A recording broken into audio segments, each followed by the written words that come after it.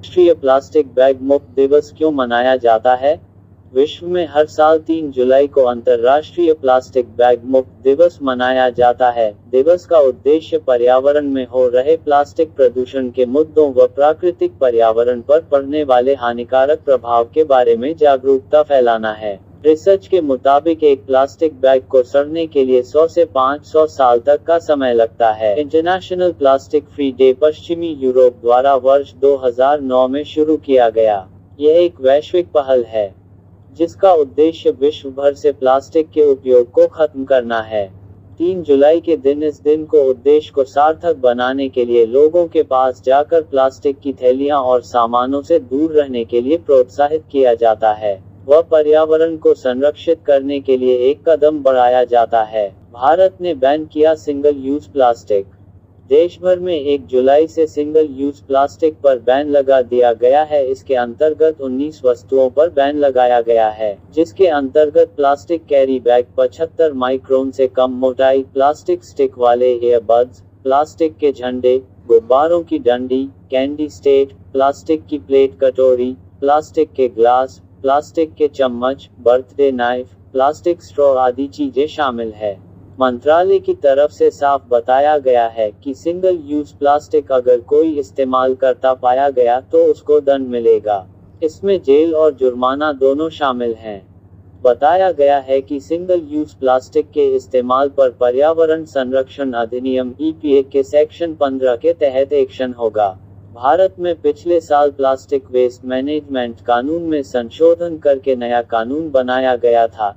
इसके तहत single use plastic का इस्तेमाल करने पर 1 साल के जेल की सजा या 1 लाख रुपए जुर्माना या फिर दोनों हो सकता है।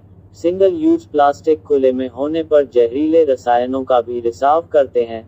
दुनिया भर में हर मिनट पर 10 लाख प्लास्टिक बोतल या थैलियों का इस्तेमाल होता है। सिंगल यूज प्लास्टिक के बैग दुनिया भर में पर्यावरण और गंदगी को लेकर एक बड़ा खतरा होते जा रहे हैं। जमीन से लेकर नदियों और समुद्रों में ये कचरा पहुंच चुका है और जीवों के जीवन को खतरे में डाल रहा है। प्लास्टिक की थैलियां नालियों और अन्य जगहों पर इकट्ठा होकर पानी को जमीन के अंदर जाने से भी रोकती हैं। अन्य देशों ने प्लास्टिक के सिंगल यूज पर बैन कर रखा है। संयुक्त राष्ट्र के अनुसार 80 देशों में प्लास्टिक के सिंगल यूज पर पूरी तरह या आंशिक तौर पर प्रतिबंध लगा रखा है। अफ्रीका के 30 देशों में तो ये पूरी तरह लागू है। वहीं यूरोप में प्लास्टिक बैग के इस्तेमाल पर अलग से टैक्स लगा दिया गया है या चार्ज लिया जाता है। वहीं विकासशील देशों में प्लास्टिक बैग्स के कुछ आइटम्स पर बैन लगाकर प्लास्टिक वेस्ट के प्रबंधन की कोशिश कर रहे हैं। सच कहा जाए तो प्लास्टिक का सबसे असरदार बैन अफ्रीकी देशों में ही लगा है। शायद इसकी वजह ये भी है कि वहाँ प्लास्टिक निर्माताओं की दमदार लॉबी है। भारत में ये कैसे लागू होगा? प्रदूषण बोर्ड के अधिकारियों का कहना है कि वो लंबे समय से सिंगल यूज प्लास्टिक पर बैन की तैयारी कर रहे हैं। इसके लिए सभी प्लास्टिक निर्माताओं, ई-कॉमर्स कंपनियों, शीर्ष single use plastic bag suppliers को आदेश दिया जा चुका है।